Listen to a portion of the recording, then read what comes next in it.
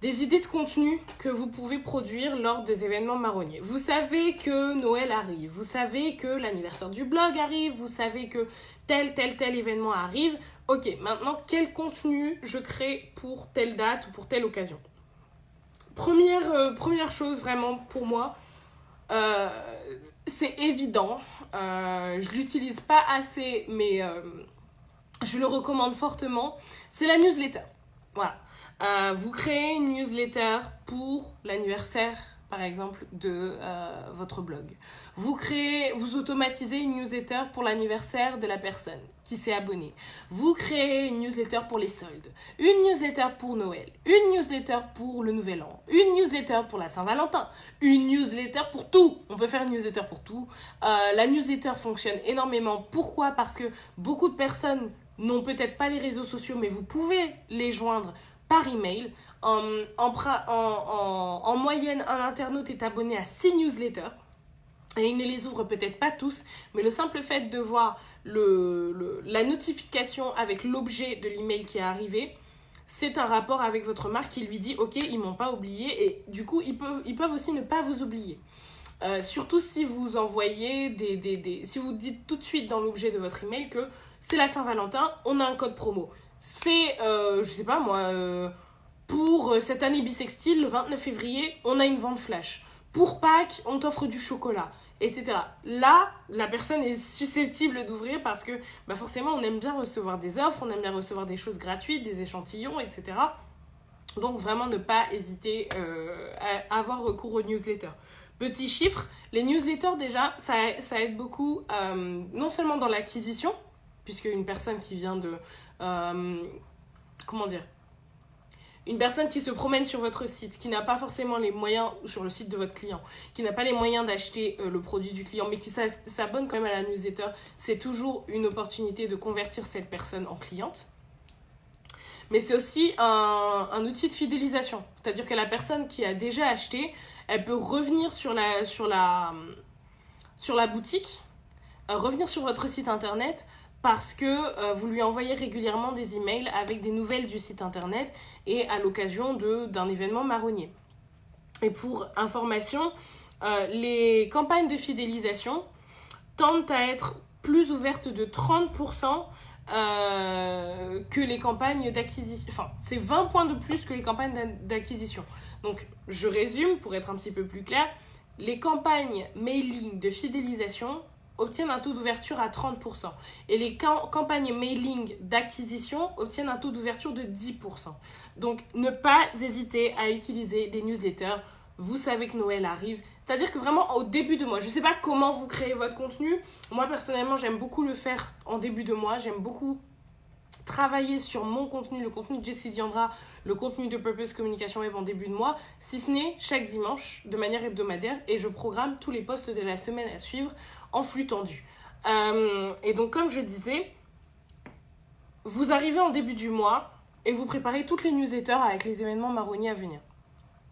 Comme ça, vous êtes sûr que c'est fait, c'est programmé, etc. Si vous cherchez des plateformes où créer des newsletters, j'en ai parlé, je crois, dans l'un de mes outils de la semaine. Alors, il faut savoir que chaque mardi, bon, j'ai pas encore repris, mais chaque mardi sur Purpose Communication Web, le compte Instagram de Purpose Communication Web, je partage des outils qui vous aident dans la création de contenu, qui vous aident si vous êtes community manager, qui vous aident si vous êtes débutant, qui vous aident si vous êtes blogueuse, vlogueuse, entrepreneur, etc. Donc chaque mardi, il y a un post, et parmi les derniers posts que j'ai postés que j'ai publiés avant 2020, avant mon tea break, j'ai parlé des plateformes où vous pouvez créer de jolies newsletters pour rester en contact avec votre audience. Donc n'hésitez pas à vous rendre sur l'Instagram de Purpose Communication Web, @purposecomweb, pour avoir accès aux différentes plateformes dont j'ai parlé si vous comptez préparer des newsletters pour les prochains événements marronniers en 2020. Donc ça, c'était une première idée de contenu à créer en anticipation d'événements marronniers. Deuxième idée de contenu, c'est des montages ou des mises en scène de votre produit ou de votre mascotte ou de votre logo dans un décor qui rappelle l'événement. Le parfait exemple, c'est le logo, la photo de profil de CM d'Afrique actuellement. C'était la période de fête. qu'est-ce que notre ami Sheju a fait? Il a rajouté, déjà il lui a mis une jolie, il lui a rajouté je crois, alors attendez je vois pas bien avec mes... Voilà, il a fait de CM d'Afrique une boule de Noël pour rappeler les fêtes de fin d'année. Et du coup, ben, forcément, on sent que ça donne un côté vivant à la marque. Non seulement ça, mais ça peut aussi attirer l'œil si, par exemple, vous vendez des vêtements, si vous vendez, je sais pas moi, des soins capillaires, etc. Ça peut laisser entrevoir que, puisque la marque célèbre elle aussi cette fête, elle va peut-être me faire une promotion de Noël ou une promotion de fin d'année ou une promotion de Saint-Valentin, etc. Pardon. Ça peut toujours être très engageant aussi, par exemple si vous faites un montage où vous déguisez, alors les montages que j'aimais beaucoup c'était les montages de Oasis, lorsqu'ils s'amusaient à déguiser ou plutôt faire des montages de leurs fruits et donc du coup il les habillait en rappeurs français ou il les habillait en chanteurs français. Comme par exemple, il y avait Maître Fruims, je me souviens. Maître Fruims était habillé avec sa casquette, avec ses lunettes de soleil. Je sais plus c'était quel fruit, mais il l'avait habillé, voilà, pour faire une petite référence à Maître Gims, qui a fait le Stade de France, qui a rempli le Stade de France l'année dernière. Voilà, c'était assez drôle, c'est une bonne manière de faire du newsjacking, encore une fois, et c'est engageant. Surtout, parce que si votre audience comprend la référence, forcément, elle va sentir il y aura ce sentiment d'exclusivité, il y aura un sentiment de private joke que vous partagez juste avec votre audience ou juste avec les personnes qui sont suffisamment cultivées pour comprendre la référence. Et donc du coup, forcément, ça engage. L'humour fonctionne énormément sur toutes les plateformes et en particulier sur Facebook. Même si c'est difficile d'avoir de l'engagement organique, l'un des meilleurs moyens de l'avoir, c'est via l'humour. Et donc du coup, cette petite touche d'humour, cette petite touche ludique, elle ressort lorsque vous faites des montages ou des mises en scène de votre produit ou de votre logo dans un décor qui rappelle l'événement. Donc là, par exemple, la Saint-Valentin arrive, n'hésitez pas à mettre des petits cœurs. Je ne sais pas si je vais réussir à le faire moi avec Purpose Communication Web. Peut-être, je vais essayer en tout cas. Mais voilà, faites ressentir que sur les pages de vos clients, sur la page de votre agence, faites ressentir qu'il y a de l'amour dans l'air, faites ressentir que voilà, vous êtes en rapport, vous êtes toujours en lien avec l'actualité. Voilà, donc ça peut aussi très bien marcher. Ne pas aussi hésiter, par exemple, si vous vendez un produit, à dire pourquoi ne pas acheter mon produit pour... merci pour les réactions. Ne pas hésiter à vraiment appuyer le bouton du acheter votre produit, acheter mon produit pour votre conjoint, votre conjointe, votre mari, votre copain, votre chéri, votre copine. Ne pas hésiter à faire cet appel à l'action, ne pas hésiter à inciter les gens à acheter le produit pour la Saint-Valentin. Donc ça, c'est un exemple par exemple. Waouh, je fais plein de... On va y arriver, c'est la nervosité. Donc ça, c'était la deuxième idée de contenu à créer.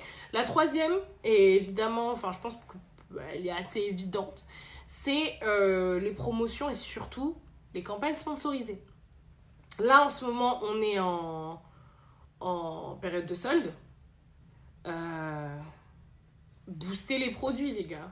Faites un ciblage intelligent et n'hésitez pas à sponsoriser des posts produits, à sponsoriser une sélection de produits boutiques, à sponsoriser ou à créer un visuel spécial pour dire c'est les soldes en ce moment sur la boutique ou c'est les soldes pour la marque, c'est les soldes pour l'agence et à booster votre annonce.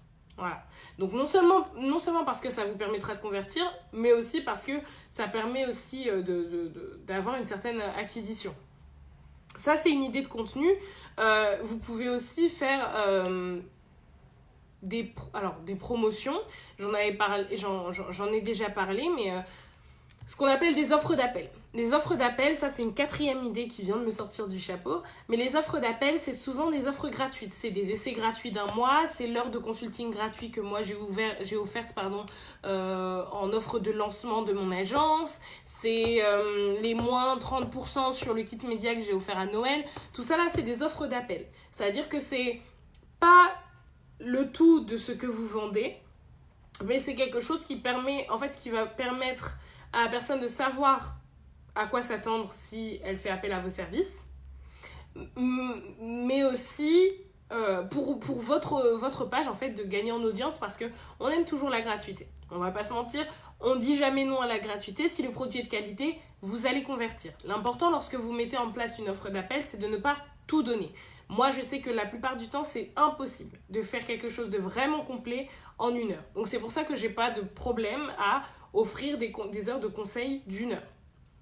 Mais si, par exemple, vous vendez, je sais pas moi, des produits qui sont à, je sais pas, des produits capillaires qui ont un certain coût de production, n'allez pas offrir des produits gratuits.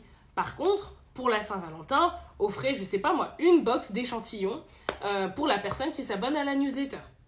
Ça, c'est un produit d'appel que les événements marronniers peuvent vous permettre de préparer. Donc n'hésitez pas à y avoir recours. Alors ça, je dis ça si vous êtes une marque ou si vous êtes déjà, si vous êtes décisionnaire sur ce genre de choses. Mais si vous êtes juste community manager, pourquoi ne pas suggérer cette idée si votre entreprise, votre client est ouverte aux propositions, n'hésitez pas donc du coup à proposer ce genre d'action à l'approche d'événements marronniers, que ce soit en début de mois ou en fin de mois pour préparer le mois suivant. Voilà, donc ça faisait 4 idées de contenu pour les événements marronniers, les newsletters évidemment, les montages et mises en scène de votre produit ou votre logo dans un décor qui rappelle l'événement marronnier qui arrive, les campagnes sponsorisées et les offres d'appel. 4.